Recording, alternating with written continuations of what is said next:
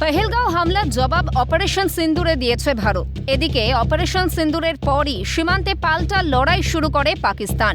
কিন্তু পাক সেনার বেশিরভাগ হামলা প্রতিহত করা গেলেও পড়শি দেশের গোলায় ক্ষতিগ্রস্ত হয় সীমান্তের বেশ কিছু অঞ্চল।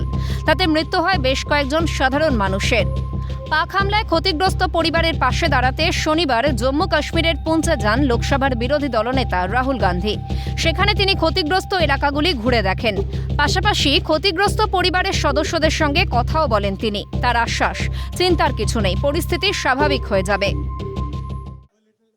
Seen a little bit of danger, you've seen a little bit of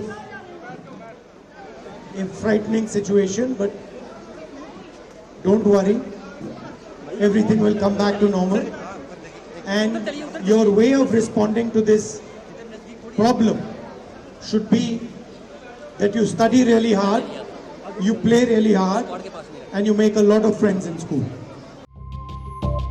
operation সিন্দুরের পর এই প্রথম জম্মু কাশ্মীরের মাটিতে পা রাখলেন লোকসভার বিরোধী দলনেতা।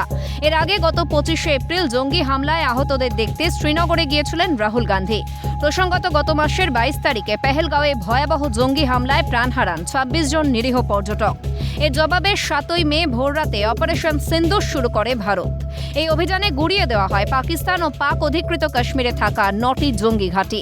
এরপরেই ভারতের সীমান্তবর্তী রাজ্যগুলির অসামরিক এলাকা এবং সেনা ঘাঁটিকে লক্ষ্য করে হামলা চালায় পাকিস্তান। তাতে সবথেকে বেশি ক্ষতিগ্রস্ত হয় জম্মু কাশ্মীরের পুঞ্চ। পাক হামলার পরেও সীমান্তবর্তী এলাকার মানুষদের মনোবল যে অটুট আছে সেই বার্তা দিতেই রাহুল গান্ধীর এই সফর, এমনটাই মত ওয়াকিবহাল মহলের। ক্যালকাটা নিউজ।